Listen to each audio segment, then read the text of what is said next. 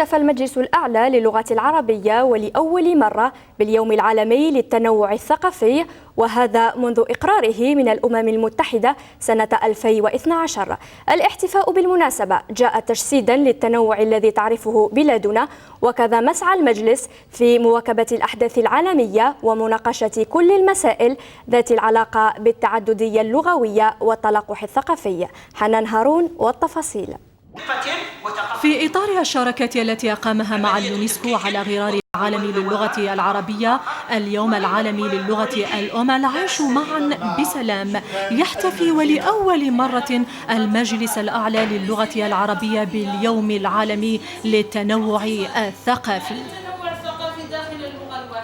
هو فرصة سانحة جدا في إطار الزخم الذي تحتويه الجزائر من تنوعات لغوية وإيقاعات واختلاف في الأفكار والآراء، أن نحتفي بهذه المناسبة من أجل الوصول إلى الأحادية التي هي من القاسم المشترك، مع مراعاة مختلف التنوعات التي نعيشها في مجتمعاتنا.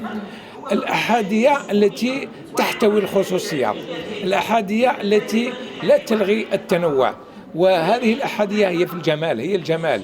العنوان جاء المثاقفة وزعزعة جيولوجيا المجتمعات بين الانغلاق المطبق والانفتاح المطلق.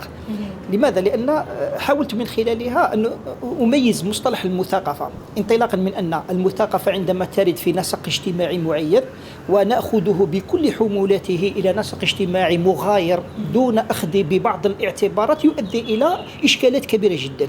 لذلك حاولت المداخلة هذه للوقوف على هذه الإشكالية.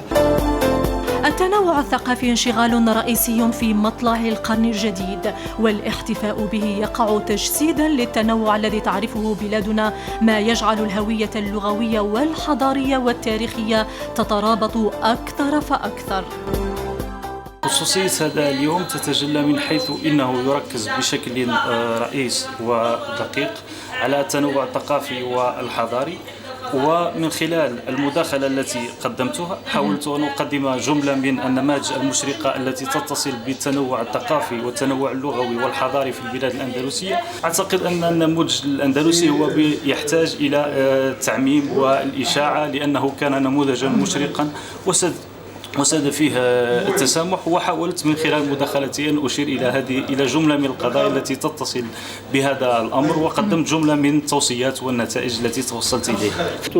يعني أقصد من خلال هذه المداخلة أن أعرف معنى التراث ومعنى الحداثة، لأن هذين المصطلحين يشوبهما كثير من الغموض والالتباس والتداخل، وينتج عن هذا الغموض وعدم الفهم السليم لهذه المصطلحات. هذا الفهم الغير سليم يكون حاجزا في عملية التنوع الثقافي والاتصال بالآخر. لهذا أردت من هذه المداخلة أن أشرح أو نبين ما معنى التراث وما معنى الحداثة في مفهومهما الواسع. ويبقى الواجب تأمين حماية ثقافية تحول دون انقراض ثقافة أو لغة ما، فلا تكون المواطنة ناضجة في فعلها المجتمعي إذا لم تكن على دراية بكل أوجه الاختلافات الثقافية داخل النسيج الاجتماعي. فحقيقة ثمة حاجة إلى اتباع نهج جديد يراعي تحديات الهوية في زمن العولمة.